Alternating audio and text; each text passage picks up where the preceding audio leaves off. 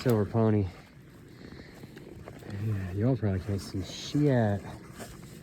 We out here.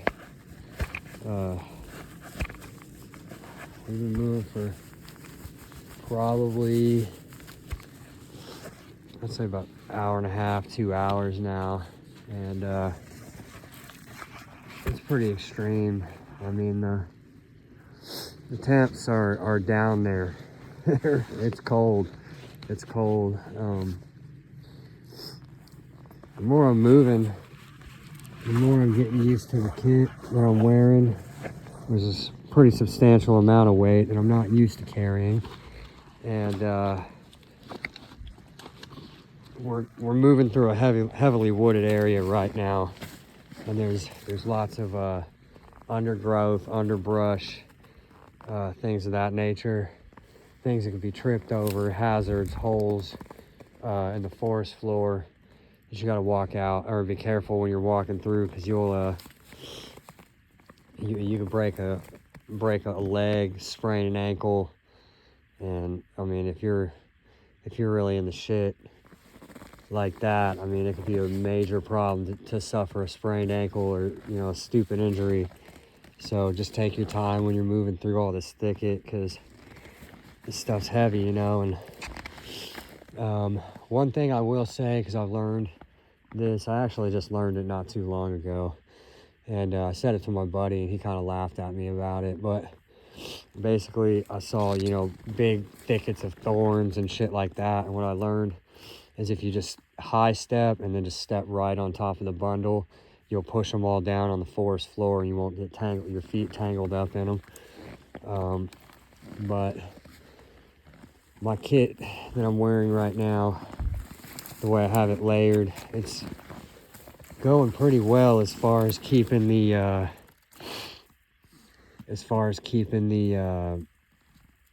keeping myself from breaking a sweat in this type of temperature, because I definitely don't want to.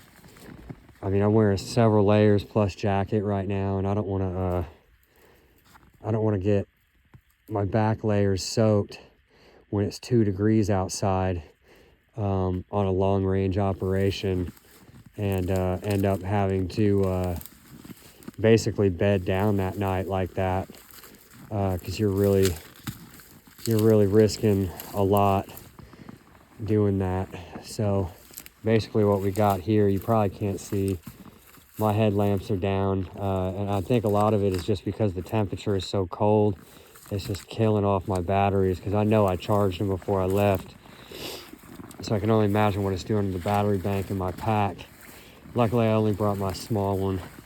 But we're moving over. You can't probably see it, but there's heavy lay downs here from a pretty heavy couple of trees that look like they got tossed in a storm. And basically we're moving over those right now. We are moving over them, folks.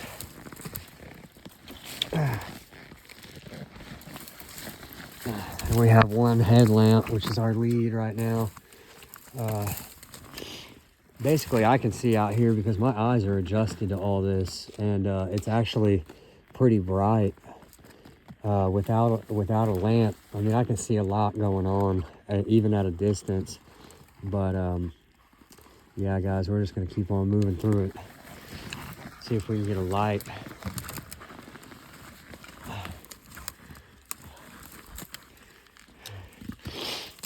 Basically, if we can get a light on this obstacle, just so we might see a little of it in the camera. I mean, it's a big, substantial laydown. There's major trees, all of it's covered in snow, and it's 2 degrees outside, and basically we're going up and over, folks. Okay, so what I do want to do is not get what I got on my chest caught up on it. So yeah, so you guys can kind of tell a little bit. Okay, I'm gonna shut you off while I get over this. Or if you want to take the phone, you can film me. Oh, that's good. You're good. Honestly, you can even almost go under that. Yeah, we're gonna have to go. I'm going through it right here. Okay. I'm gonna.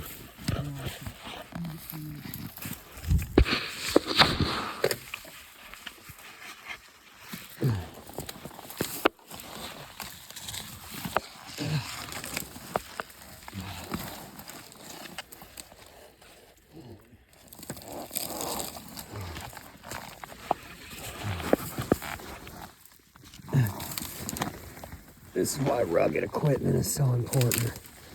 I mean, I could already tell right away that basically I don't know, it's holding its own, guys. It's holding its own. I mean, it's not the best gear on the market, but it's definitely working. So normally something like this, we would totally just go around it, not through it. Not through it.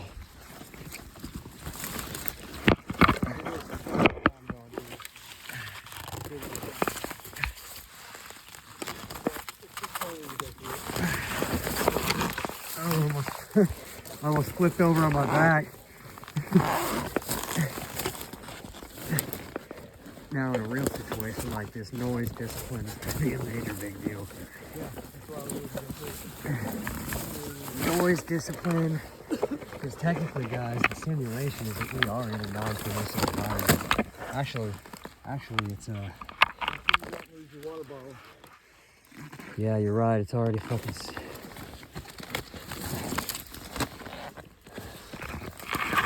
Basically,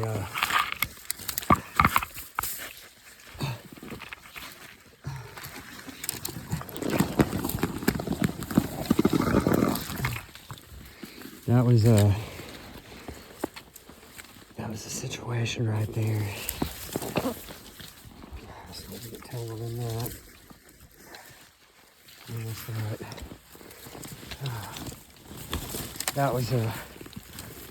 That was a feat of strength right there. How much would you say the kit that I'm wearing on my back is? 40 pounds, 45? The ruck? Yeah, just the ruck. I have no idea how it is. I have a scale back at that.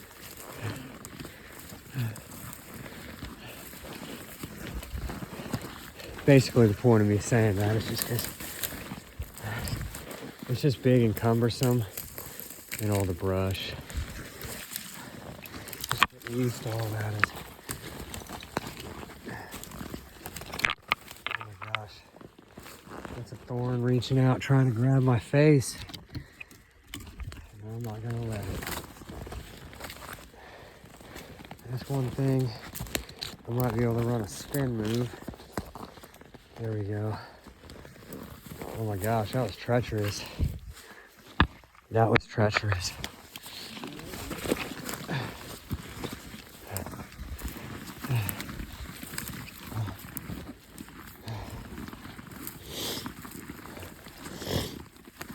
You know, I think I'm feeling pretty good. Like, honestly, the more I move, it's like I'm warming up. Not that I'm warming up, it's just, I think it's like warming up in sports or anything else, or at the gym. Like, you just start to get used to what you're doing. You're definitely experiencing less and less pain. Ooh. Less and less pain as the journey continues. Now I do need to stop up here just because I need to use the bathroom before we keep moving. It's gonna be a fun journey because it was earlier.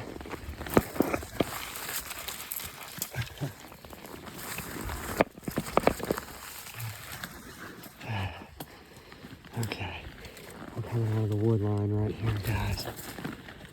Into more open ground. So I'm gonna shut you off and then we'll come in with another update here shortly. Yeah, Silver Pony out.